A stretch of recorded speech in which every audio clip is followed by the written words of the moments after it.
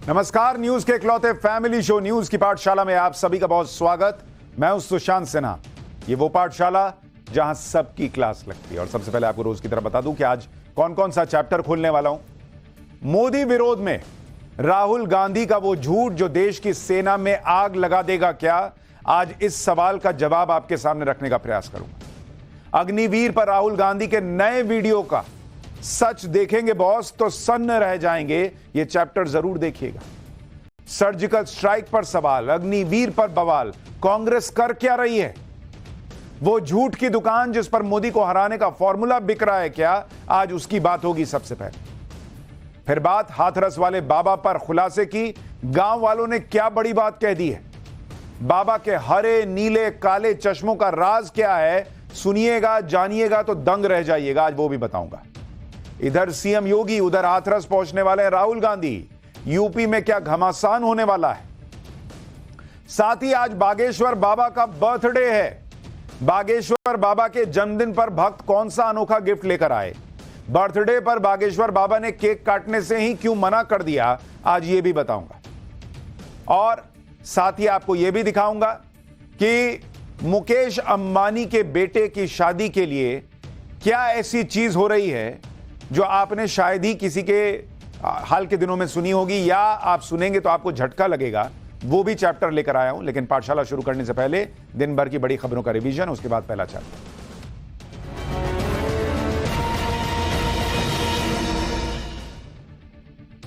T20 world cup champion team India का वतन वापसी पर भव्य स्वागत हुआ है। मुंबई में ओपन बस में टीम इंडिया की विक्ट्री परेड निकाली जा रही है। इस दौरान बस में सबसे आगे खड़े हार्दिक पांड्या तिरंगा लहराते दिखे, जबकि कप्तान रोहित शर्मा और विराट कोहली खिलाड़ियों के साथ वर्ल्ड कप ट्रॉफी के साथ नजर आए। टीम इंडिया की विक्ट्री परेड मरीन ड्राइव से वानखेड़े स्टेडियम तक निकल रही है। ओपन बस पर वर्ल्ड कप ट्रॉफी के साथ निकली टीम इंडिया की एक झलक पाने के लिए लाखों फैंस बेकाबू दिखे। तिरंगे के साथ छोटे छोटे बच्चे और महिलाएं भी विक्ट्री परेड में शामिल हुए। टीम इंडिया की विक्ट्री परेड से पहले मरीन ड्राइव पर पैर रखने की जगह नहीं थी। अपने चहेते खिलाड़ियों को देखने के लिए लाखों फैंस सड़क पर उतर आए। भीड़ को देखते हुए मुंबई पुलिस को एडवाइजरी तक जारी करनी पड़ी। भारतीय टीम की विक्ट्री परेड से पहले वानखेड़े स्टेडियम में जोरदार बारिश हुई, लेकिन भारी बारिश के बावजूद फैंस अपने चैंपियंस को देखने के लिए स्टेडियम में डटे रहे और पूरे स्टेडियम में रोहित रोहित की गूंज सुनाई देती रही।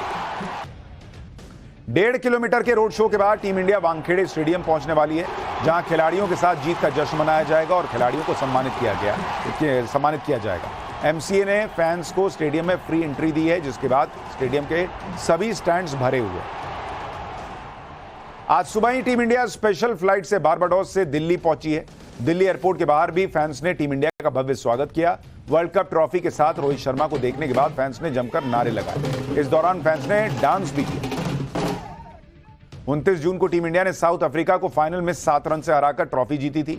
तभी से देश भर में जश्न का माहौल है और टीम इंडिया का इंतजार किया जा रहा था, लेकिन तूफान के चलते खिलाड़ी बारबाडोस में फंस गए थे। बीसीसीआई सचिव जय शाह के प्रयासों के चलते आज चार्टर्ड फ्लाइट से टीम इंडिया दिल्ली पहुंची, जहां खिलाड़ियों का जबरदस्त स्वागत हुआ। एयरपोर्ट पर उतरने के बाद ट्रॉफी के साथ टीम इंडिया दिल्ली के आईटीसी मौर्य होटल पहुंची, जहां कैप्टन रोहित शर्मा ने ट्रॉफी लेकर जमकर डांस किया। फाइनल मैच में शानदार कैच लपकने वाले सूर्य कुमार यादव ने भी होटल के बाहर जमकर भंगड़ा पाया। टीम इंडिया सुबह 11 बजे पीएम मोदी से मिलने लोक कल्याण मार्ग पहुंची, जहां कप्तान रोहित शर्मा और कोच राहुल द्रविड़ ने world cup trophy PM Modi को सौंपी। वहीं बीसीसीआई सचिव जय शाह और अध्यक्ष रॉजर बिनी ने पीएम मोदी को टीम इंडिया की जर्सी गिफ्ट की। टीम इंडिया से ट्रॉफी लेकर प्रधानमंत्री नरेंद्र मोदी उन खिलाड़ियों से मिले। फोटो सेशन भी हुआ, जिसके बाद पीएम मोदी ने टीम के खिलाड़ियों के साथ बातचीत की। इस दौरान खिलाड़ियों ने अपने एक्सपीरियंस पीएम मोदी के साथ शेयर किए। बातचीत के दौरान पीएम मोदी और खिलाड़ी हंसी मजाक करते हुए भी नजर आए। तो ये हो गया वर्ल्ड कप जीतकर लौटी टीम से जुड़ी हुई 10 बड़ी खबरें। अब पाठशाला की पहली क्लास, मोदी विरोध में राहुल का वो झूठ जो देश की सेना में आग लगा देगा क्या? अग्निवीर पर राहुल गांधी के नए वीडियो का सच देखेंगे तो सन्न रह जाएंगे। सर्जिकल स्ट्राइक पर सवाल, अग्निवीर पर बवाल, कांग्रेस कर क्या रही है? वो झूठ की दुकान जिस पर मोदी को हराने का फॉर्मूला बिक रहा है क्या? सबसे पहले इसका चैप्टर।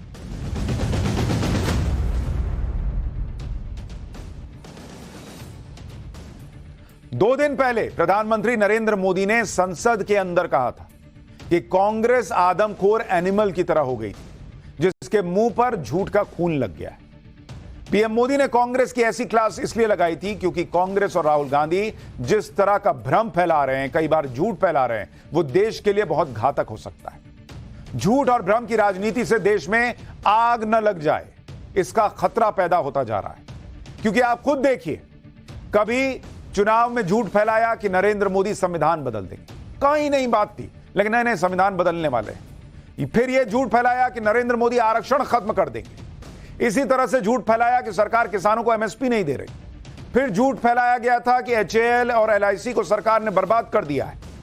यह झूठ भी फैलाया गया कि शहादत पर सरकार अग्निवीर के परिवार को कोई मदद नहीं दे रही, कोई पैसा नहीं दे रही। और झूठ की लिस्ट इतनी लंबी है कि बताते बताते शायद शो खत्म हो जाए। सरकार पर सवाल उठाना विपक्ष का काम होता है, यह बात सही है, लेकिन सरकार से सियासी लड़ाई लड़ने के चक्कर में आम जनता, जवानों, किसानों को भड़काना, वो भी बिना फैक्ट्स के, बहुत घातक राजनीति।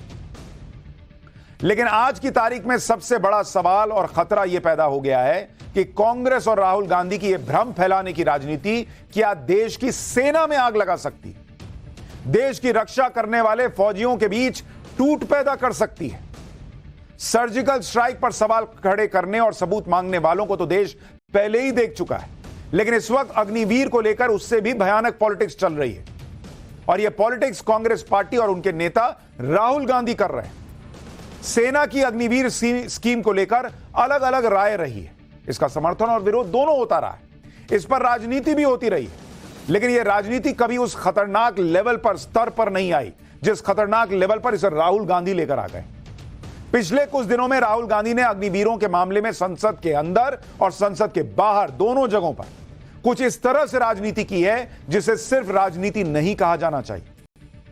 यह देश के लिए खतरनाक खेल खेल रहे हैं राहुल गांधी, क्योंकि जब अग्निवीरों को लेकर देश में भ्रम और झूठ फैलाया जाए कि उनके शहीद होने पर परिवारों को कोई पैसा नहीं मिलता, कोई मदद नहीं मिलती, जब यह झूठ फैलाया जाए कि सेना में तो भेदभाव हो रहा है, जब यह झूठ फैलाया जाए कि शहीदों के परिवारों के लिए कुछ नहीं हो रहा, तो फिर इससे सेना का मनोबल भी कमजोर होता है और सेना में जाकर देश के लिए लड़ने का जज्बा भी कमजोर होता है।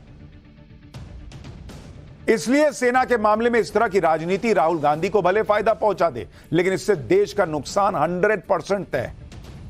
और ये बातें इसलिए लोग कह रहे हैं क्योंकि कुछ दिन पहले संसद के अंदर खड़े होकर राहुल गांधी ने कहा था कि वो पंजाब में एक शहीद अग्निवीर के घर गए थे। उस शहीद अग्निवीर के परिवार को सरकार ने कुछ नहीं दिया। राहुल गांधी की इस बात पर उसी वक्त रक्षा मंत्री राजनाथ सिंह ने उनके सामने संसद के अंदर खड़े होकर टोका कि राहुल गांधी झूठ बोल रहे हैं, जो भी अग्निवीर ड्यूटी पर शहीद होता है उसके परिवार को 1 करोड़ रुपए मिलते हैं। राहुल गांधी की बात उसी वक्त संसद में झूठी साबित हो गई, लेकिन राहुल गांधी इसके बाद भी नहीं रुके। कल उन्होंने एक नया वीडियो बनाया और उस वीडियो में कह दिया कि रक्षा मंत्री ने तो संसद में झूठ बोला क्योंकि शहीद अग्निवीर के परिवार को कोई पैसा नहीं मिला। राहुल गांधी ने अपनी बात सही साबित करने के लिए अपने वीडियो में शहीद अग्निवीर के पिता की भी बात सुनाई कि पिता ने संसद की बातें सुनकर फिर यह बोला है कि सरकार से कोई पैसा नहीं मिला। राहुल गांधी का यह खतरनाक झूठ ज्यादा देर नहीं टिका। कैसे इसकी पोल खुली उसका एक एक सबूत आपको आज पाठशाला में दिखाऊंगा, लेकिन पहले सुनिए राहुल गांधी ने कल अपने नए वीडियो में क्या दावा किया, फिर आपको डिटेल में बताता हूं कि कैसे राहुल गांधी का झूठ पकड़ा गया, कैसे सेना और शहीद के परिवार ने खुद राहुल गांधी के झूठ की पोल खोली है। लेकिन पहले राहुल गांधी का यह खतरनाक नया वीडियो देखिए। नमस्कार। संसद में अपने भाषण में मैंने कहा सत्य की रक्षा हर धर्म का फाउंडेशन है। जवाब में राजनाथ सिंह जी ने शिव जी के फोटो के सामने पूरे हिंदुस्तान को, देश की सेना को और अग्निवीरों को कॉम्पनसेशन के बारे में झूठ बोला। मैंने अपने भाषण में कहा था मेरी बात मत सुनिए, उनकी बात भी मत सुनिए, अग्निवीर के परिवारों की बात सुनिए। कोई सहूलत नहीं मिली ना सेंट्रल गवर्नमेंट, पंजाब सरकार ने दी हमें, चलो जो भी है बनता हक, तो सेंट्रल गवर्नमेंट ने कुछ नहीं दिया हमें। बोलते आएंगे पैसे, इलेक्शन आ रहा है, वो आ रहा है, ना जाने कब आएगा। शहीद अजय सिंह जी के पिता ने मेरे और रक्षा मंत्री के भाषण सुनने के बाद ये बयान दिया है। जो राजनाथ ने कल बयान दिया कि 1 करोड़ रुपए का शहीद परिवार को भेज चुकी है, सानू कोई मैसेज नहीं, ना कोई पैसा आया आज तक। राहुल गांधी बहुत आवाज उठा रहे, सदन में बैठा दावा कर रहे भी ਸ਼ਹੀਦਾਂ ਦੇ ਪਰਿਵਾਰਾਂ ਨੂੰ ਇਹਨਾਂ ਦੀ ਬਣਦੀ ਜੋ ਸਹੂਲਤਾਂ ਮਿਲਣੀ ਚਾਹੀਦੀਆਂ ਅਗਨੀਵੀਰ योजना बंद होनी चाहिए, रेगुलर भर्ती होनी चाहिए। रक्षा मंत्री जी ने संसद में शहीद अजय सिंह जी के परिवार से, अग्निवीरों से, सेना से और देश के युवाओं से झूठ बोला है। रक्षा मंत्री जी, आप इन सब से माफी मांगिए। डरो मत, डराओ मत, सत्यमेव जयते। झूठ किसने बोला है, यह अभी पाठशाला में दूध का दूध पानी का पानी कर दूंगा। यह पूरा मामला शहीद अग्निवीर अजय सिंह से जुड़ा है, जिस पर राहुल गांधी राजनीति कर रहे हैं। दरअसल अग्निवीर अजय सिंह जम्मू के नौशेरा सेक्टर में तैनात थे। 18 जनवरी 2024 को बारूदी सुरंग में विस्फोट से अग्निवीर अजय सिंह शहीद हो गए। शहीद अग्निवीर अजय सिंह पंजाब के लुधियाना के रहने वाले थे। शहीद अग्निवीर अजय सिंह के परिवार में 6 बहनें, 1 भाई और माता पिता हैं। इसी शहीद अग्निवीर के परिवार को लेकर जब राहुल गांधी का नया वीडियो कल आया तो हर तरफ चर्चा होने लगी। सब लोग हैरान हो गए, सवाल भी उठने लगे कि क्या ऐसा भी है कि शहीदों के परिवारों को कोई मदद नहीं मिल रही, और अगर ऐसा है तो बहुत ही गलत है, क्योंकि कोई भी ऐसी बात सुनेगा तो उसे ऐसा ही लगेगा। लेकिन कुछ ही देर में यह सब झूठ निकला। किसी और ने नहीं, भारतीय सेना को सामने आना पड़ा, यह कहना पड़ा कि जो भी बातें शहीद अग्निवीर के परिवार के मुआवजे को लेकर चल रही हैं वो सब झूठ है। आप सोचिए, नरेंद्र मोदी के विरोध के चक्कर में ये लोग किस तरह की पॉलिटिक्स कर रहे हैं कि कभी सेना को सर्जिकल स्ट्राइक के सबूत देने पड़ते हैं, कभी अपने सैनिकों के शहीद होने पर उनके परिवार को मुआवजा देने के सबूत देने पड़ते हैं। यह सेना का हाल कर दिया इन लोगों ने। सेना ने पूरा सच बताया कि पंजाब में अग्निवीर अजय के परिवार को 98,39,000 रुपए ऑलरेडी दिए जा चुके हैं। एक्स ग्रेशिया और बाकी सुविधा के जो करीब 67 लाख रुपए और बचे हैं वो अग्निवीर स्कीम के तहत तय है, और वो भी पुलिस वेरिफिकेशन का जो प्रोसेस है उसके बाद जल्दी ही मिल जाएगा। इस तरह अग्निवीर के परिवार को करीब 1,65,00,000 रुपए दिए जाएंगे। 1,65,00,000। सेना की तरफ से यह भी बताया गया कि सेना अग्निवीर अजय कुमार की शहादत को सलाम करती है। उनका अंतिम संस्कार पूरे सैन्य सम्मान के साथ किया गया था। आप सोचिए, राहुल गांधी कैसी पॉलिटिक्स कर रहे हैं कि सेना को सफाई देनी पड़ रही है, कि वो अपने सैनिकों की परवाह करती है, उनके परिवार की परवाह करती है। किसी को सेना पे कभी डाउट रहा है इस देश में? ये डाउट पैदा करना चाहते हैं राहुल गांधी देश की सेना को लेकर। आमतौर पर सेना किसी राजनीतिक मामले में पड़ती नहीं है बॉस, वो इस तरह से कोई सफाई नहीं देती, देनी नहीं पड़ती। कोई सेना पे सवाल उठाता है क्या? लेकिन यह मामला इतना संवेदनशील है और राहुल गांधी के वीडियो से ऐसा मैसेज जा रहा था कि जैसे सेना अपने जवानों का कोई ख्याल नहीं रखती, शहीदों के परिवारों को ऐसे ही छोड़ देती है। इसलिए सेना को सामने आकर मजबूरन यह बयान देना पड़ा। यानी राहुल गांधी ने अपनी राजनीति के चक्कर में सेना को भी घसीट लिया, जबकि यह लड़ाई सियासी थी, राहुल गांधी और सरकार के बीच में थी। अब जब सेना ने बयान दे दिया तो इसके बाद इस मामले में कोई और बात कहने को वैसे रह नहीं जाती। यह बात तो पहले ही खत्म हो जानी चाहिए थी, जब संसद में खड़े होकर खुद रक्षा मंत्री ने बात कही थी, जो बात कल सेना ने कही। 1 जुलाई को जब राहुल गांधी लोकसभा में बोल रहे थे और शहीद अग्निवीर के परिवार को मुआवजा न मिलने का दावा कर रहे थे, तो तुरंत उन्हें रक्षा मंत्री राजनाथ सिंह ने टोका था। क्या कहा था राजनाथ सिंह ने, आपको एक बार याद दिलाता हूं, फिर आपको दस्तावेजों के साथ सबूत दिखाऊंगा अग्निवीर अजय के परिवार को कितनी आर्थिक मदद मिली, और हमारे कैमरे पर अग्निवीर अजय सिंह के परिवार ने क्या कहा है वो भी दिखाऊंगा। सुनिए एक बार पहले रक्षा मंत्री को।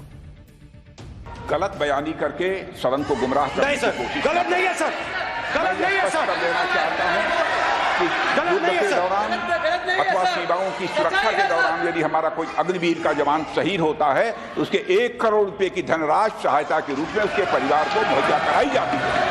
इस प्रकार की गलत बयानी से सदन को गुमराह करने की कोशिश नहीं की जानी चाहिए। अग्निवीर अजय के परिवार को 98,39,000 रुपए दिए जा चुके हैं। यह अमाउंट किस किस कैटेगरी में दी गई है वो भी आपको जाननी चाहिए, एक एक चीज जानिए। और यह वही कैटेगरी है जो हर अग्निवीर को शहीद होने पर जिसके तहत उसके परिवार को मदद मिलती है। दरअसल यह जो शहीद अग्निवीर को मदद मिली, शहीद अग्निवीर को मदद के परिवार को क्या मिला भाई, ये देखिए जरा। भारत सरकार की तरफ से जो इंश्योरेंस है, इंश्योरेंस किया हुआ है, उसके तहत 48 लाख रुपए मिले, 48 लाख रुपीस। इसके अलावा बैंक की तरफ से सरकार ने यह व्यवस्था की हुई है कि जिस बैंक में पैसा जाता है वहां पर अगर ऐसा कोई शहीद हो जाए तो बैंक की तरफ से भी पैसा मिलता है, क्योंकि भारत सरकार ने बैंकों के साथ एमओयू साइन किया हुआ है। उसके तहत 50 लाख रुपए मिले, तो 50 और 40 लाख रुपया जोड़ दी 48 लाख, तो 98 लाख हो जाता है। इसके अलावा राजकीय सम्मान के लिए राहुल गांधी कह रहे हैं ना कि अग्निवीर यूज एंड थ्रो है, कोई यूज एंड थ्रो नहीं है बॉस। राजकीय सम्मान के लिए, अंतिम विदाई के लिए 39,000 रुपए अलग से दिए जाते हैं सेना की तरफ से, वो भी दिए गए।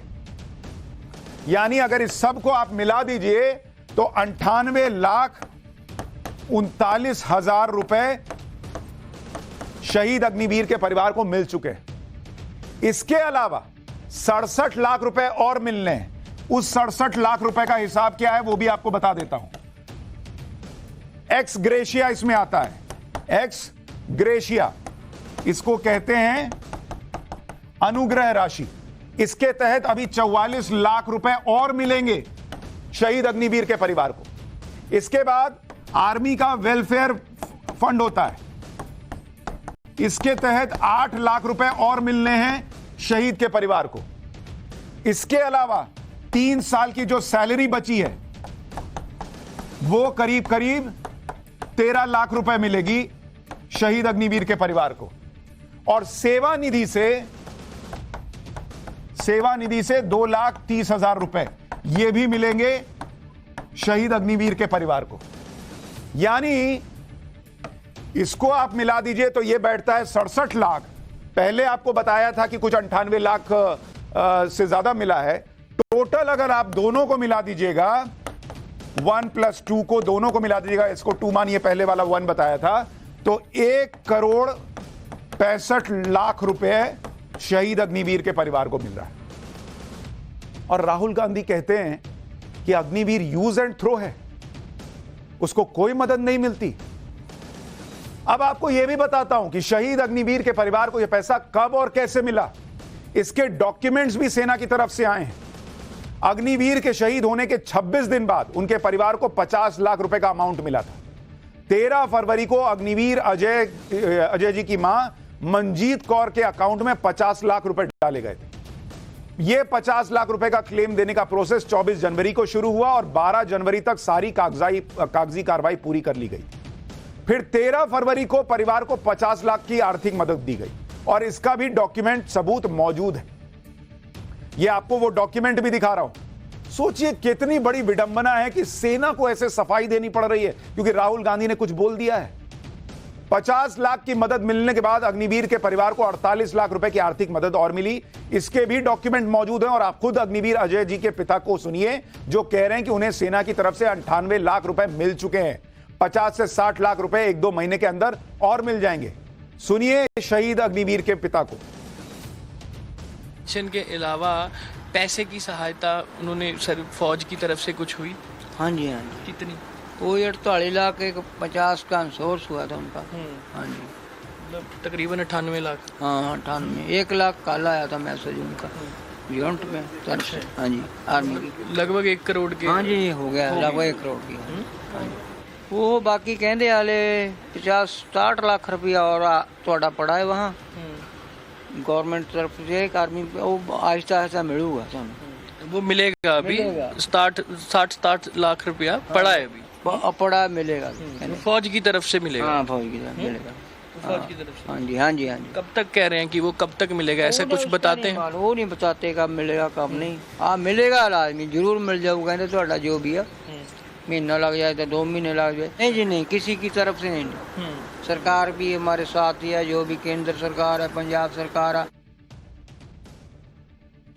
अग्निवीर के परिवार ने साफ साफ कहा कि उन्हें सेना की तरफ से 98 लाख रुपए मिल चुके हैं और 50 से 60 लाख रुपए और मिलने वाले। लेकिन राहुल गांधी ने लोकसभा में यह कहा था कि परिवार को कोई कॉम्पनसेशन नहीं मिला। अग्निवीर तो यूज एंड थ्रो मजदूर है। आप सोचिए कैसी पॉलिटिक्स राहुल गांधी कर रहे हैं। अग्निवीर यूज एंड थ्रो है। एक बार सुनिए राहुल गांधी ने लोकसभा में कैसे झूठ बोला था, फिर आपको दिखाऊंगा कैसे राहुल गांधी अपनी ही बात में, कही हुई बात में फंस गए। मैं पंजाब में अग्निवीर के परिवार से मिला। छोटे से घर में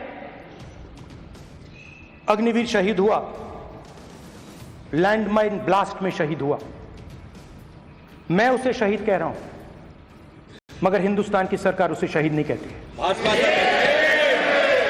नरेंद्र मोदी उसे शहीद नहीं कहते हैं। नरेंद्र मोदी उसे अग्निवीर कहते हैं। उस घर को पेंशन नहीं मिलेगी, उस घर को कॉम्पनसेशन नहीं मिलेगी, शहीद का दर्जा नहीं मिलेगा। आम जवान को पेंशन मिलेगी। जरूर दुख होगा, मगर हिंदुस्तान की सरकार आम जवान की मदद करेगी।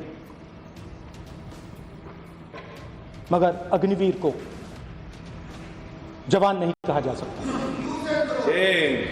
अग्निवीर यूज एंड थ्रो मजदूर है। आप सोचिए, क्या राहुल गांधी देश की सेना में आग लगाना चाहते हैं? कह रहे हैं उसे कोई कॉम्पनसेशन नहीं मिलेगा, जबकि मैं आपको साफ साफ दिखा रहा हूं 1,65,00,000 रुपए यह कॉम्पनसेशन मिलता है सरकार की तरफ से, सेना की तरफ से अग्निवीर को। यह अग्निवीर का बता रहा हूं आपको। अच्छा, वो कहते हैं पेंशन नहीं मिलेगी। पहली बात तो यह कि जो अग्निवीर सेना में आता है उसमें से 4 साल बाद जो 25% सेना में परमानेंट हो जाता है उसको पेंशन मिलती है। जो बाकी हैं उनको 4 साल की सैलरी और एक मुश्त रकम भी मिलती है, ताकि वो सेना में ट्रेनिंग के बाद अपना कुछ काम करना चाहें तो वो भी कर सके।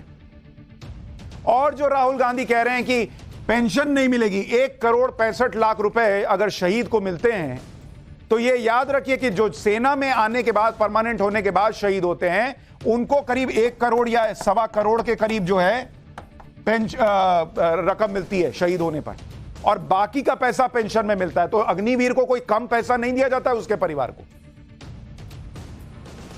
और वो कह रहे हैं वो शहीद नहीं है, राजकीय सम्मान के साथ अंतिम विदाई के लिए अलग से फंड है। वो राजकीय सम्मान क्या शहीद को ही मिलता है ना। संसद में बोले गए राहुल गांधी के झूठ को रक्षा मंत्री राजनाथ सिंह ने तो उसी वक्त बेनकाब कर दिया, लेकिन मसला बहुत ज्यादा गंभीर तब हो गया जब राहुल गांधी नहीं रुके और नया वीडियो बनाकर झूठ फैलाया कि शहीद के परिवार को पैसा नहीं मिला। और यह बात खुद शहीद अग्निवीर के पिता राहुल गांधी के वीडियो में बता रहे थे, पर शहीद के पिता तो हमारे कैमरे पर साफ कह रहे हैं कि उन्हें 1 करोड़ के करीब रुपया मिल चुका है, 50-60 लाख रुपया और मिल जाएगा अगले 1-2 महीनों में। वो खुद कह रहे हैं, आपने सुना अभी। ऐसे में सवाल यह है कि राहुल गांधी के वीडियो में शहीद के पिता ने जो बात कही थी, क्या वो बात इसलिए कही गई क्योंकि जहां वो रहते हैं वहां स्थानीय राजनीति का कोई दबाव था उन पर, और उनसे किसी दबाव में ऐसा वीडियो बनवाया गया? क्या अपनी राजनीति चमकाने के लिए शहीद के परिवार पर दबाव बनाया गया? और अगर ऐसा हुआ तो शहीद के परिवार पर यह दबाव किसने बनाया, इसकी गंभीरता से जांच होनी चाहिए। जो परिवार न्यूज चैनल्स के कैमरे पर कह रहा है कि उसको 1 करोड़ रुपए के करीब मिल गया, वो राहुल गांधी के वीडियो में कैसे कह रहा है कि कोई पैसा नहीं मिला? यह जांच का विषय है। क्या शहीद के परिवार पर दबाव बनाया जा रहा है? क्योंकि लुधियाना में हमारे सहयोगी अमनदीप ने शहीद अग्निवीर के परिवार से इस बारे में पूछा कि आप तो राहुल गांधी के वीडियो में कुछ और कहते सुनाई दे रहे हैं, लेकिन वो इस पर किसी तरह की बातचीत करने से बचते रहे। सुनिए इस परिवार से बात करने वाले हमारे सहयोगी अमनदीप को, जिनसे पहले तो परिवार ने कैमरे पर बात की, लेकिन जब राहुल गांधी के वीडियो में जो बयान दिया था उस पर पूछा तो कैमरे पर बात नहीं कर रहे थे। सुनिए अमनदीप क्या बता रहे हैं। टाइम्स नाउ नव भारत की टीम शहीद अग्निवीर अजय कुमार के गांव पंजाब के खन्ना के एक गांव रामपुर सरदारा में पहुंची। जब परिवार से हमने बातचीत की तो उन्होंने बताया कि उनके पास अब तक लगभग 1 करोड़ रुपए की राशि जो है वो उनके खातों में आ चुकी है, सरकार के द्वारा, केंद्र की सरकार के द्वारा और आर्मी के द्वारा। 48 लाख रुपए तुरंत अजयवीर जब शहीद हुए थे उनके बाद आई थी, और 50 लाख की जो इंश्योरेंस है वो भी आ चुकी थी। लेकिन जब हमने ये सवाल करना चाहा कि राहुल गांधी जो वीडियो चला रहे हैं उसमें आप इनकार कर रहे हैं, तो परिवार ने इस चीज के ऊपर आपत्ति जताई। यानी परिवार उस पर बात ही नहीं करना चाहता।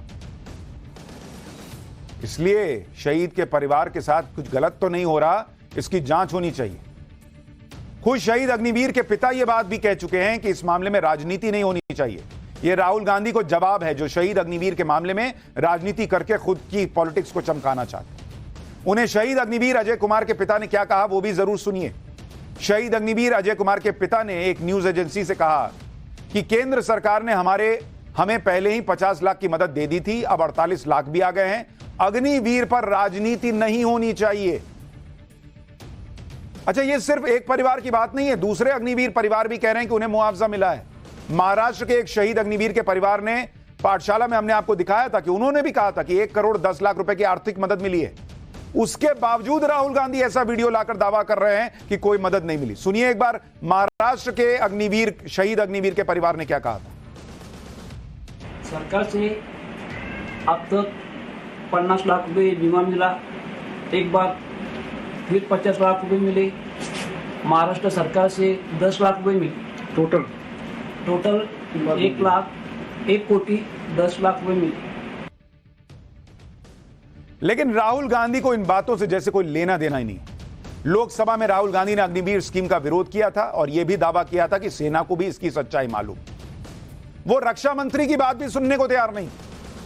1 जुलाई को अपने भाषण में राहुल गांधी ने क्या कह दिया था, सुनिए जरा। जो रियलिटी है वो हिंदुस्तान की सेना को मालूम है, वो अग्निवीरों को मालूम है। उनके कहने से या मेरे कहने से कोई फर्क नहीं पड़ता, सच्चाई तो उनको मालूम है। उनको मालूम है सच्चाई कौन बोल रहा है। राहुल गांधी जी, सच्चाई अग्निवीर, शहीद अग्निवीरों का परिवार बोल रहा है कि उन्हें सेना से मदद मिल रही है। लेकिन राहुल गांधी चाह क्या रहे हैं कि सेना के अंदर अग्निवीर वर्सेस दूसरे सैनिक टाइप का माहौल बन जाए, लोग सेना में जाने से कतराने लगे, सेना में आगे बढ़ने से पहले यह सोचे कि उनके परिवार को क्या मिलेगा नहीं मिलेगा। सेना में कोई नौकरी करने जाता है क्या? देश की सेवा करने के लिए लोग जाते हैं। वहां देश की रक्षा करने से पहले कोई यह नहीं सोचता कि मैं अग्निवीर हूं या कोई दूसरा सैनिक हूं, मेरे परिवार को यह मिलेगा वो मिलेगा, उसके परिवार को यह मिलेगा वो मिलेगा। राहुल गांधी कैसी पॉलिटिक्स कर रहे हैं? 10 और तरीके हो सकते हैं नरेंद्र मोदी को घेरने के, लेकिन देश की सेना के जरिए। राहुल गांधी कह रहे हैं कि सेना को सच मालूम है, लेकिन जैसे ही सेना ने अग्निवीर के परिवार को मिली आर्थिक मदद पर सच बताया तो राहुल गांधी उस सच को सुनने के लिए भी तैयार नहीं है। अब या तो राहुल गांधी को देश की सेना पर ही भरोसा नहीं है, और अगर है तो उन्हें फिर अग्निवीर के परिवार पर दिए अपने बयान पर माफी मांगनी चाहिए। इसी तरह से ये लोग सर्जिकल स्ट्राइक पर भी सवाल उठाते रहे। मैं आपको कांग्रेस के नेता दिग्विजय सिंह ने सर्जिकल स्ट्राइक के समय क्या कहा था वो बयान याद दिलाता हूं। सर्जिकल स्ट्राइक की बात करते हैं कि हमने इतने लोग मार गिराए, लेकिन प्रमाण कुछ नहीं, केवल झूठ का पुलिंदा से ये राज कर रहे हैं। कांग्रेस झूठ की इसी राजनीति को आगे बढ़ा रही है, और इस बार चुनाव में तो उसका झूठ कुछ चल भी गया। इसलिए नरेंद्र मोदी ने संसद में कहा था कि कांग्रेस के मुंह में झूठ का खून लग गया है। प्रधानमंत्री का वो बयान आपको याद दिलाता हूं और फिर आपको दिखाता हूं कि कांग्रेस इसी तरह से भ्रम और झूठ की राजनीति के कितने हाथ कहां तक उसके पहुंच चुके हैं, क्या क्या आजमा चुकी है, वो भी दिखाता हूं। कांग्रेस के मुंह झूठ का खून लग गया है। देश ने कल 1 जुलाई को खटाखट दिवस भी मनाया है। जब से लोकसभा चुनाव खत्म हुए हैं, कांग्रेस की तरफ से भ्रम और झूठ की राजनीति और तेज हो गई। ऐसा लग रहा है कि कांग्रेस के नेता लगातार तीसरी हार से और बौखलाए हुए हैं।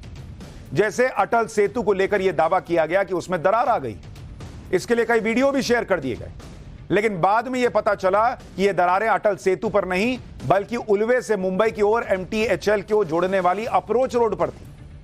इसी तरह से नीट को लेकर प्रियंका वाड्रा ने एक लड़की के बारे में ट्वीट किया और बताया कि उसे खराब OMR शीट ईमेल की गई, लेकिन ऐसा कुछ नहीं था। रिजल्ट केवल ऑफिशियल वेबसाइट पर ही देख सकते हैं, किसी को मेल के जरिए दिया ही नहीं जाता। इसी तरह अयोध्या और राम मंदिर को लेकर झूठ फैलाया गया। पहले कहा गया कि हाल ही में बने अयोध्या के नए रेलवे स्टेशन की दीवार गिर गई। सच यह निकला कि वो दीवार नए रेलवे स्टेशन की थी ही नहीं, वो पुराने रेलवे स्टेशन की दीवार थी। राम मंदिर को लेकर तो यहां तक झूठ फैला दिया गया कि राम मंदिर के गर्भगृह में पानी टपक रहा है और गर्भगृह में पानी की निकासी की कोई व्यवस्था नहीं है। उसकी सच्चाई भी आपको बताता हूं। जैसे ये बात आई तो खुद मंदिर निर्माण समिति के अध्यक्ष नृपेंद्र मिश्रा ने कहा था कि गर्भगृह में पानी टपकने की कोई समस्या है ही नहीं। मैंने खुद निरीक्षण किया है, दीवारों में बिजली के पाइप वायरिंग के लिए खुले हुए हैं और इसलिए पानी आ रहा है, लीकेज की कोई समस्या नहीं। और गर्भगृह में जल निकासी की पूरी व्यवस्था है। गर्भगृह के सभी जल को एक कुंड में जमा किया जाता है जो बाद में भक्तों को या परनाला में जाता है। लोकसभा में राहुल गांधी के भाषण पर उनकी खूब फजीहत हुई। इस फजीहत को ढकने के लिए अब कांग्रेस यह प्रचार कर रही है कि राहुल गांधी के भाषण को संसद टीवी के यूट्यूब चैनल पर 8 लाख लोगों ने देखा, 24,000 लाइक मिले, जबकि पीएम मोदी के भाषण को संसद टीवी के यूट्यूब पर कुछ ही हजार लोगों ने देखा। लेकिन देखिए भ्रम कैसे फैलाया जाता है।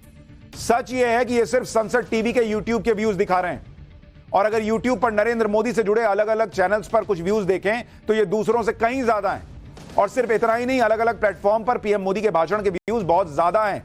जैसे अगर आप देखें नरेंद्र मोदी के भाषण के व्यूज यूट्यूब पर उनके खुद के चैनल पर 11 लाख, फेसबुक पे 79 लाख और ट्विटर पर 10 लाख, जबकि राहुल गांधी के भाषण के व्यूज उनके यूट्यूब चैनल पर 5,63,000, फेसबुक पर 14 लाख और ट्विटर पर मात्र 3,32,000।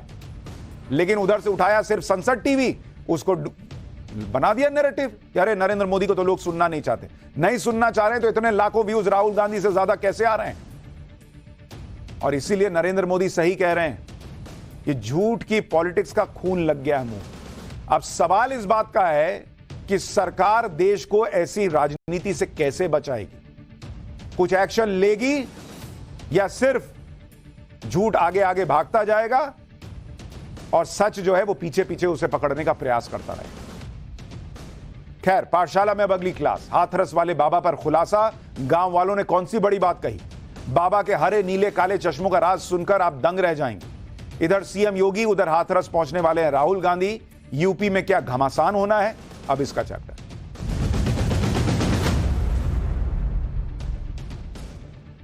उत्तर प्रदेश के हाथरस में मंगलवार को हुए हादसे को लेकर लगातार खुलासे हो रहे हैं। हाथरस में जिस बाबा साकार हरि का कार्यक्रम था उसे लेकर भी नई नई जानकारियां सामने आ रही। बाबा के चश्मे, उसके आश्रम में कौन आता था, ये सारी बातें अब जनता के सामने आ रही हैं। और इन सब के बीच हाथरस हादसे पर राजनीति भी हो रही है।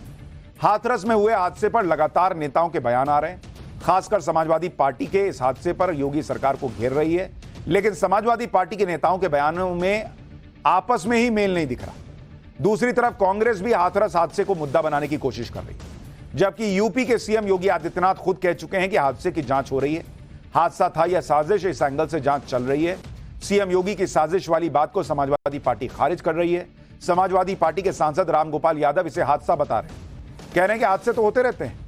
सुनिए रामगोपाल यादव को, फिर बताऊंगा कि अखिलेश ने किस साजिश की बात कही है। देखिए, हादसा तो हादसा ही होते हैं। जब कई बार ऐसी स्थिति बन जाती है, ज़्यादा भीड़ हो गई, आस्था इतनी थी भोले बाबा से लोगों को, तो उसमें एक हादसा हो गया। गवर्नमेंट इसकी जांच कर रही है, जांच करने के बाद सारी स्थिति सामने आएगी। लेकिन हादसा है, ये कोई डिजाइन या किसी के द्वारा साजिश का रास्ता नहीं, जैसा कुछ लोग कहने लगे। रामगोपाल यादव ने साजिश से इनकार कर दिया, कह दिया कि ऐसे आयोजनों में हादसे तो होते रहते हैं। लेकिन समाजवादी पार्टी के अध्यक्ष अखिलेश यादव ने हाथरस की घटना पर यूपी सरकार को जिम्मेदार बताया। अखिलेश यादव ने कहा कि अगर कोई साजिश है तो वो ये कि सरकार अपनी जिम्मेदारी से बचने की साजिश कर रही है। अखिलेश यादव को भी सुनिए, फिर हाथरस हादसे के बाद कांग्रेस किस तरह से योगी सरकार को घेरने की प्लानिंग कर रही है, ये भी दिखाता हूं। आपने उन्हीं जिम्मेदार अधिकारियों को पहले क्यों नहीं भेजा? क्यों नहीं भेजा आपने कि हाँ यहाँ पर इतना लोग इकट्ठे ना हो जाएं? आगे क्या जिम्मेदारी बनती थी? तो सरकार की जो जिम्मेदारी थी उस जिम्मेदारी से भाग नहीं सकती सरकार। देखिए, कॉन्स्पिरेसी तो नहीं हो सकती इसमें। कॉन्स्पिरेसी ये हो सकती कि सरकार उससे बचना चाहती हो, सरकार जिम्मेदारी से भागना चाहती हो। लोकसभा चुनाव में शानदार प्रदर्शन के बाद समाजवादी पार्टी यूपी में पूरा फोकस कर रही है। वहीं कांग्रेस भी अब यूपी में अपनी जमीन और मजबूत करने की कोशिश में। हाथरस में हुए हादसे पर अभी तक कांग्रेस नेताओं ने बयान दिए। प्रियंका वाड्रा ने हादसे पर दुख जताया, लेकिन अब राहुल गांधी हाथरस जाने वाले कहा जा रहा है। कांग्रेस नेता केसी वेणुगोपाल ने बताया कि राहुल गांधी हाथरस जाएंगे और वहां हादसे के पीड़ितों से मुलाकात करेंगे। सीएम योगी पहले ही हाथरस हादसे पर एक्टिव हैं। ऐसे में अब राहुल गांधी के हाथरस पहुंचने से यूपी में सियासी घमासान तेज होने की चर्चा है। हाथरस में हुए हादसे की जांच जैसे जैसे आगे बढ़ रही है, हादसे की नई नई वजह भी सामने आ रही है। हादसे की एक नई थ्योरी भी सामने आई। पुलिस और चश्मदीदों के मुताबिक सत्संग में बाबा की रंगोली की वजह से हादसा हुआ। सत्संग में 2.25 टन बुरादे से रंगोली तैयार हुई थी। बाबा के हर कार्यक्रम में 200 मीटर लंबी रंगोली बनती। बाबा साकार हरी रंगोली पर चलकर निकला था। रंगोली को बाबा का आशीर्वाद समझते थे भक्त। रंगोली का बुरादा लेने की होड़ में भगदड़ मच गई।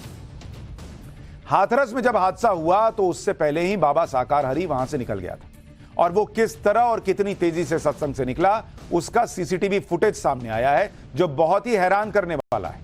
हाथरस में जहां सत्संग था उसी के पास एक पेट्रोल पंप में लगे सीसीटीवी में बाबा के काफिले की तस्वीरें कैद हुई हैं।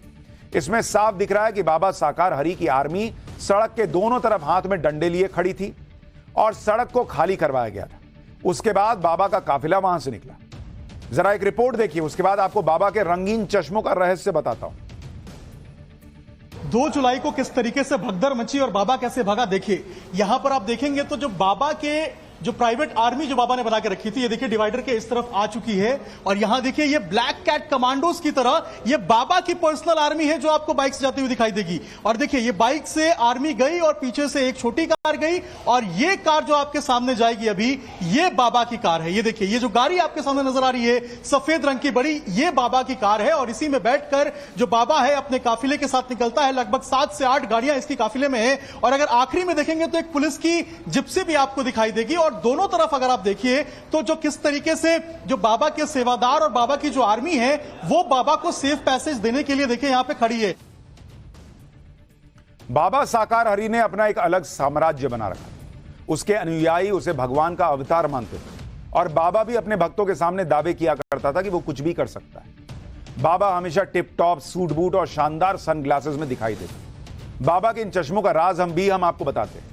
बाबा साकार हरी मंगलवार के दिन अलग अलग रंग के चश्मे पहनता था, जैसे ये नीले रंग का चश्मा जो आप देख रहे हैं। बाबा का ये दावा था कि उनकी आंखों में दिव्य दृष्टि है, और नीला चश्मा जब वो उतारते थे और उनकी नजर जिस पर पड़ती थी उन लोगों की बीमारियां दूर हो जाती थी। सोचिए किस तरह से बाबा ने लोगों को अपने जाल में फंसा रखा था कि नीला चश्मा उतारूंगा और जिधर देख लूंगा, जिस पर देख लूंगा उसकी बीमारी ठीक हो जाएगी। इसी तरह से हरे चश्मे का राज भी आपको बताता हूं। बाबा का दावा था कि उसके हरे चश्मे में भी शक्ति है। मंगलवार को वो हरा चश्मा पहनकर आता था, और जब चश्मा उतारता था तो उसकी दृष्टि से भूत प्रेत की बाधा खत्म हो जाती। मतलब बीमारी ठीक करने के लिए नीला चश्मा, भूत प्रेत भगाने के लिए हरा चश्मा। नीले और हरे रंग के चश्मे के अलावा बाबा कई बार काले और भूरे कलर के चश्मे भी पहनता था। बाबा साकार हरी यह दावा करता था कि जिस दिन उसने काले या ब्राउन कलर के चश्मे पहने हैं उस दिन उसकी दिव्य दृष्टि जिस पर पड़ती थी उसे शांति मिलती थी। खास बात यह है कि बाबा के चश्मे के कलर के हिसाब से भी भक्त अपनी समस्या लेकर आते थे, और बाबा के सहयोगी पहले ही यह प्रचार कर देते थे कि बाबा किस मंगलवार को कौन से रंग का चश्मा पहनकर आने वाले। देख रहे हैं हिसाब किताब। हाथरस हादसे के बाद अब धीरे धीरे बाबा साकार हरी से जुड़ी जानकारियां सामने आ रही। यह भी कहा जा रहा है कि बाबा साकार हरी के खुद ही महिला सेना थी उनकी। बाबा की महिला सेना उनके साथ चलती थी और सुरक्षा में तैनात रहती थी। बाबा की महिला सेना की वर्दी बिल्कुल किसी कमांडो की वर्दी जैसी दिखती थी। बाबा साकार हरी की महिलाओं के साथ कुछ तस्वीरें भी सामने आई हैं, जिसके बाद बाबा साकार हरी का नाम महिलाओं के साथ भी जोड़ा जा रहा है। लोग ये बातें कह रहे हैं, ये बातें बाबा के गांव वाले ही कह रहे हैं। गांव वालों का कहना है कि बाबा के आश्रम में लड़कियां आती।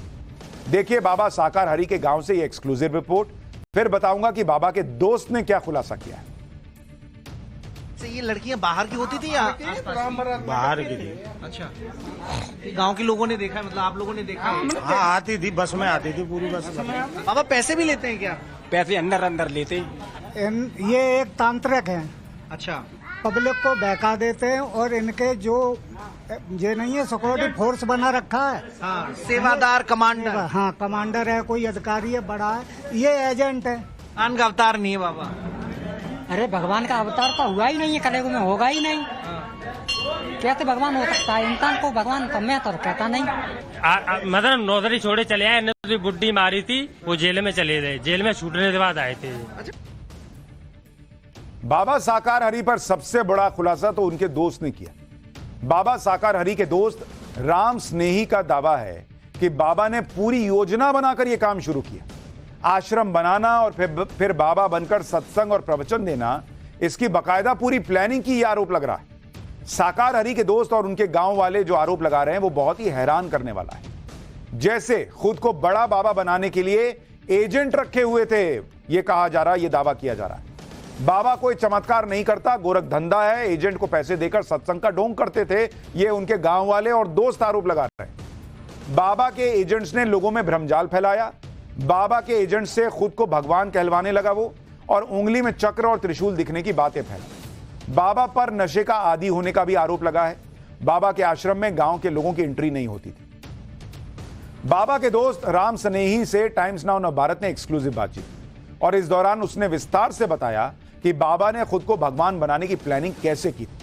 सुनिए इसे, फिर आपको बताऊंगा कि बाबा साकार हरि ने कैसे करोड़ों की संपत्ति खड़ी कर ली। तो योजना बनाई उन्होंने, कैसे बनेगा योजना? तो वही बता, अंधविश्वास। नहीं, वो वही बात बता दीजिए, क्या क्या बातें की उन्होंने अंधविश्वास की? अंधविश्वास कोई बात नहीं कि मैं ही वो भोले बाबा हूँ, मैं ही वही शंकर हूँ, वही मैं हूँ। तो आपने कहा नहीं, ऐसा झूठ क्यों बोलोगे? मैं इस बात को क्यों कहता, इस बातों में क्यों कहता? जब बताइए, तुम कर रहे हो अपने लिए कर रहे हो, मैं कर रहा हूँ अपने लिए कर रहा हूँ। बड़ा खुलासा कर रहे हैं कि वो आपसे बातें साझा कर रहा था कि मैं ही भोले बाबा हूँ। हाँ। ऐसा मैं लोगों को बताऊंगा। हाँ, मैं ही भगवान हूँ, मैं ही भगवान हूँ। बाबा साकार हरि के एजेंट यह दावा करते हैं कि बाबा अपने भक्तों से पैसे नहीं लेता, दान दक्षिणा नहीं लेता था। उसके बाद भी बाबा साकार हरि ने करोड़ों रुपए की संपत्ति बना ली। बाबा साकार हरि 100 करोड़ का मालिक बताया जाता है। बाबा ने 15 साल में अकूत दौलत बनाई। मैनपुरी में आलीशान आश्रम है, पश्चिमी यूपी में 24 से ज्यादा आश्रम है। बाबा कई लग्जरी कारों के मालिक हैं। बाबा के काफिले में 23 से 30 लग्जरी कारें। बाबा साकार हरि की सेवा में 80 सेवादार लगे रहते हैं। यानी कुल मिलाकर बाबा साकार हरि का कैरेक्टर सवालों के घेरे में। गांव वाले और बाबा के दोस्त जो बातें कर रहे हैं, उससे बाबा पर दबाव बढ़ रहा है। पुलिस भी बाबा साकार हरि की तलाश कर रही है। हाथरस हादसे के लिए जो भी जिम्मेदार है उस पर योगी सरकार कड़ी कार्रवाई करने की बात भी कह चुकी। आप देखिए कि इस मामले में कितनी तेजी से एक्शन हो रहा है।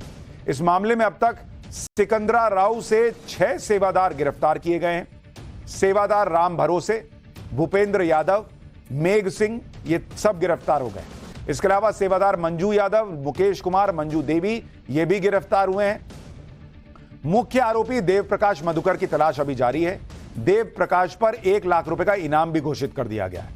अन्य आरोपियों की तलाश के लिए 5 टीमें गठित की गई हैं। आयोजन से जुड़े लोगों के मोबाइल सर्विलांस पर है। यानी पुलिस और प्रशासन फुल एक्टिव है। न्यायिक जांच भी शुरू हो चुकी है। लेकिन इन सब के बीच बाबा साकार हरि की भतीजी ने पूरे मामले को नया रंग दे दिया। साकार हरि की भतीजी ने कहा कि बाबा बहुत अच्छे इंसान हैं और उन्हें फंसाने की कोशिश हो रही है।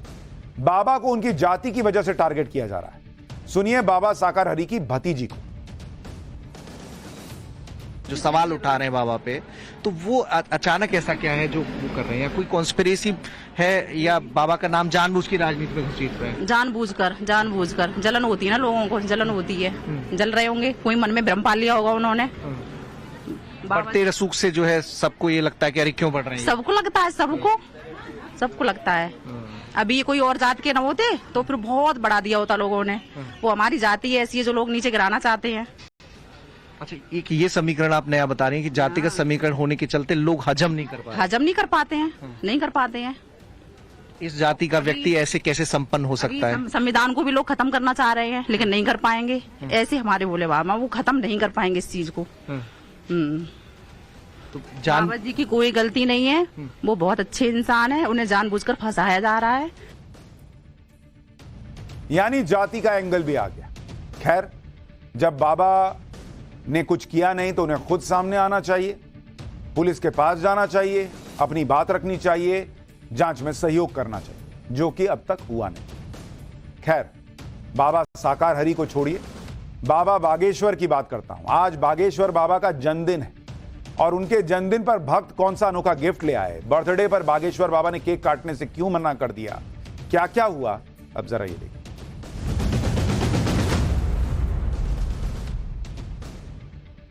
आज बागेश्वर धाम वाले बाबा बागेश्वर धीरेन्द्र कृष्ण शास्त्री जी का जन्मदिन। आज बाबा बागेश्वर 28 साल के हो गए। मात्र 28 साल की उम्र में बागेश्वर बाबा इतने फेमस हो चुके हैं कि उनके दुनिया भर में लाखों भक्त हैं, फैंस हैं, और यही वजह है कि आज उनके जन्मदिन के मौके पर देश भर से लाखों भक्त आए उन्हें बधाई देने बागेश्वर धाम पहुंच गए। हालांकि कल ही बागेश्वर बाबा ने अपने भक्तों को बागेश्वर धाम आने से मना किया था, लेकिन उनके भक्त नहीं माने। इसलिए बागेश्वर बाबा ने प्रशासन की मदद से सुरक्षा के पूरे इंतजाम करवाए ताकि भीड़ में किसी तरह का हादसा न हो जाए।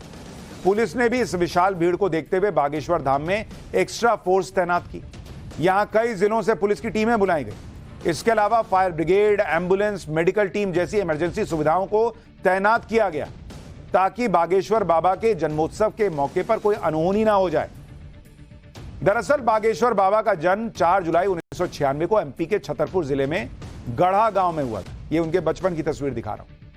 एक गरीब ब्राह्मण परिवार में उनका जन्म हुआ, लेकिन आज अपनी आध्यात्मिक मेहनत और लगन से देश के प्रसिद्ध व्यक्तियों में वो जगह बना चुके हैं। आज उनके दरबार में हजारों लोगों की भीड़ मौजूद है। उनके दर्शन के लिए लोग घंटों तक इंतजार करते हैं। उनसे मिलने के लिए कई कई दिन लग जाते हैं। आज की तारीख में बागेश्वर बाबा को बच्चा बच्चा जानता है, लेकिन इस सब के पीछे बागेश्वर बाबा का एक लंबा संघर्ष है। इस सफलता के पीछे बहुत कष्ट और दुख की लंबी यात्रा भी है। आज बागेश्वर बाबा के जन्मदिन पर आपकी उनकी अनदेखी और अनसुनी कहानी भी बताऊंगा, लेकिन उससे पहले बागेश्वर बाबा के जन्मदिन पर सबसे हैरान करने वाले गिफ्ट के बारे में बताता हूं। आज एक भक्त बाबा बागेश्वर के लिए बर्थडे गिफ्ट लेकर आया, और उसमें क्या लाया भाई, हेलमेट लेके आ गया। जबकि बागेश्वर बाबा 2 व्हीलर चलाते ही नहीं है, उनके पास मोटरसाइकिल या स्कूटर ही नहीं है, वो कार में चलते हैं। उन्हें पूरी सिक्योरिटी मिली हुई है, उनकी सुरक्षा में कई गार्ड्स चलते हैं, लेकिन इसके बाद भी एक भक्त उनके लिए हेलमेट ले आया। बागेश्वर बाबा ने भी इस हेलमेट को स्वीकार कर लिया, तुरंत पहन लिया। देखिए बागेश्वर बाबा ने हेलमेट वाला गिफ्ट लेते हुए क्या कहा, जरा सुनिए। इसके बाद इस हेलमेट को लाने की वजह भी बताता हूं। ये हम जबरदस्ती नहीं लगाए हैं, ना आप लोगों को दिखाने के लिए, ना वीडियो बनवाने के लिए। ये भाई साहब हेलमेट गिफ्ट में लाए, देखिए। तो हमने पैसा गिफ्ट में देखे, रुपया गिफ्ट में देखे। इधर खड़े होइए, हाँ यहीं बैठे रहिए, यहीं बैठे ही रहिए, यहीं बैठे। उधर करिए जरा मुंह, तुम्हारे दर्शन हम सबको करवाएं। हो रहे इनके दर्शन, थोड़ा नजदीक खिसको, इधर आओ। लोग हमारे जन्मदिन पे पैसा लाए, रुपया लाए, कपड़ा लाए, ये भाई साहब हेलमेट लेकर आ गए। बागेश्वर बाबा को आज जन्मदिन के मौके पर लोग उपहार के रूप में बहुत सारी चीजें दे रहे थे, लेकिन बाबा बागेश्वर ने सब चीजों को साइड करते हुए हेलमेट वाले गिफ्ट को पहन लिया। अब इस हेलमेट को लाने की वजह भी सुनिए, क्योंकि इसके पीछे आपको एक भक्त का भाव दिखाई देगा। भाई कौन खुशी में हेलमेट लाए, बताइए। गुरुजी फूल मारते हैं आज, ये पागल लोग तो लग जाती है आपको। कथा करने जाते हैं तो फूल मारते हैं गाड़ी पे जोर जोर से, पागल। गुरुजी लग जाती, इसलिए तुम हेलमेट ले आए। हाँ मैंने कही जब गाड़ी जब आ रही तो लगा ले उकार।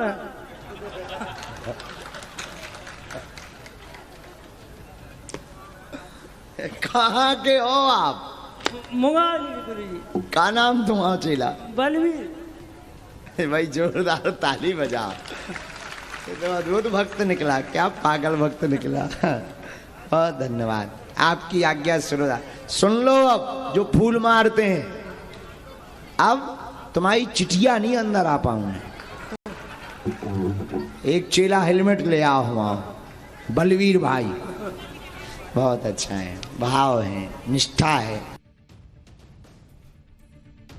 बागेश्वर बाबा ने भी भक्त को निराश नहीं किया कि भाई लाया हेलमेट तो पहन लिया। अच्छा, आमतौर पर बर्थडे पर केक काटने का रिवाज होता है। देश के कई साधु संत भी अपने भक्तों के द्वारा लाए हुए बर्थडे केक काटते हैं, लेकिन बागेश्वर बाबा अपने जन्मदिन पर कोई केक नहीं काटते। आपको जानकर हैरानी होगी कि बागेश्वर बाबा ने अपने जन्मदिन पर केक न काटने की कसम खाई हुई है। उनका कहना है कि वो जीवन में कभी केक काटेंगे ही नहीं, जबकि वो अपने जन्मदिन पर अपने भक्तों से मिलते हैं, भजन कीर्तन करवाते हैं, इसके अलावा भक्तों के तरफ से लाए गए उपहार भी स्वीकार करते हैं। लेकिन कोई भक्त केक लगाता है तो उसे नहीं काटता। इसके पीछे की वजह क्या है वो भी आपको बागेश्वर बाबा ही बताएंगे। पहले आप बयान सुनिए, इसके बाद बागेश्वर बाबा का वो दौर भी दिखाता हूं जब उनके पास अपना बर्थडे मनाने के लिए भी पैसा नहीं हुआ करता था। आज हमने एक प्रण लिया, कहो तो बताएं। हमने प्रण लिया कि आज के बाद जीवन में कभी भी केक नहीं काटेंगे, कभी भी जीवन में केक नहीं काटेंगे, न किसी बच्चे के जन्म दिवस पर काटेंगे। और हम प्रत्येक युवाओं से कहेंगे, मेरे पागलों, बागेश्वर धाम के प्रत्येक पागलों से कहेंगे, तुम्हें जन्म दिवस मनाना है, आध्यात्मिक, पवित्र, बहुत अच्छा। एक काम करना, सुबह उठना, सूर्योदय को देख करके सूर्य को अर्घ्य देना, गौ का पूजन करना, अपने गुरु आचार्य चरणों के शरण में बैठ करके उनके चरणों का पूजन करना, संतों के साथ माता पिता का आशीर्वाद लेकर के संतों के साथ प्रसाद पाना, इससे सुंदर जन्म दिवस हो नहीं सकता।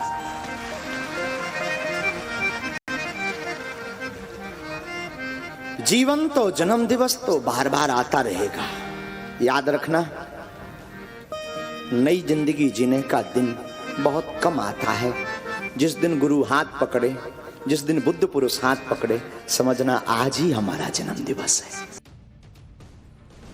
बागेश्वर बाबा को देश में सनातन के सबसे बड़े चेहरों में से एक माना जाता है, इसलिए वो अपना जन्मदिन भी सनातनी तौर तरीके से ही मनाना पसंद करते हैं।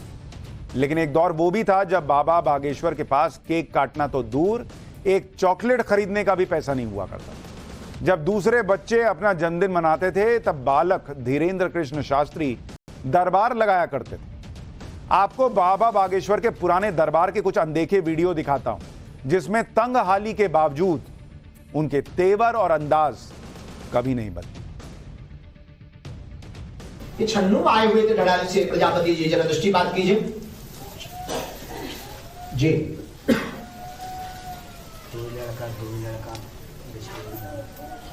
घर में विद्रोहण चल रहा है, कलह की स्थिति पहले आपकी बहुत ज्यादा बनी थी, अब घर में दूर रह रहे हैं सब, विद्रोहण चल रहा है, ठीक है, और शारीरिक कष्ट की और धन की परेशानी चल रही है।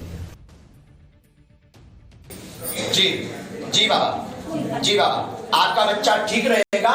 बच्चे की जो परेशानी बनी हुई है, सिर दर्द, कभी कभी आंखों में दर्द, और इसको बीमारी रहे हुए हैं, 7 शनिवार आप दरबार में हाजिर होइए, आशीर्वाद है आपकी ब्रह्मनाथ जी की कृपा रहेगी। चलो हाँ, समझ गए। को हनुमान जी दिखते हैं, हनुमान जी की सेना दिखती है, मंदिर दिखाई देता है, और वो कहते हैं इस मंदिर को बढ़ाया जावे, ऐसा कोई सदस्य है? हाँ जी, क्या नाम है आपका? कैलाश। कैलाश, कहाँ से हो आप? बोलो जय श्री राम, जय श्री राम, जय श्री राम। जी बाबा, जी बाबा, जी बाबा, कौन सी परेशानी? वो मंदिर प्राचीन है, वो मंदिर अपना बनवाना चाहते हैं, उसकी प्राण प्रतिष्ठा, उसका यश कीर्ति कृपा करवाने के लिए आपके पिताजी को वो मोहरा बनाए हुए हैं। दरअसल बागेश्वर बाबा का परिवार कर्मकांडी ब्राह्मण का परिवार, तो पूजा पाठ में जो दक्षिणा मिल जाती है उसी से 5 लोगों का परिवार चलता। इसी वजह से धीरेन्द्र शास्त्री जी को अपनी शिक्षा भी अधूरी छोड़नी पड़ी। लेकिन इतनी परेशानियां झेलते हुए भी बागेश्वर बाबा ने भगवान पर भरोसा नहीं छोड़ा। वो अपने दरबार में भी यही संदेश दिया करते थे। उनका एक और पुराना वीडियो देखिए। साफ चिंता को छोड़ो, भगवान के दर पर आ जाओ, दीवाने हो जाओ भगवान के। भगवान अपने आप कृपा आना पड़ेगा मेरे भाई। आप कहो कि हम आए भी ना, भगवान की शरण में काम हो जाए, नहीं हो सकता। बोलो राधे राधे। तो अगर चिंता से बचना है, दुख से बचना है, पापों से बचना है, कष्टों से बचना है, क्लेश से बचना है, तो एक ही उपाय, क्या? भगवान की शरण में आ जाओ, भगवान नाम का सहारा। तो ये उनके पुराने दिन है। आज का उनका जो दौर है, वो जहां से गुजर जाएं उनकी हवा को छूकर लोग आशीर्वाद ले लेते हैं। और इसीलिए आज उनका जन्मदिन था, लाखों भक्त पहुंचे, लेकिन उन्होंने भी भक्तों का ख्याल रखा और वहां पर व्यवस्था ऐसी की कि किसी को कष्ट ना हो। ऐसे भी बाबा होते हैं।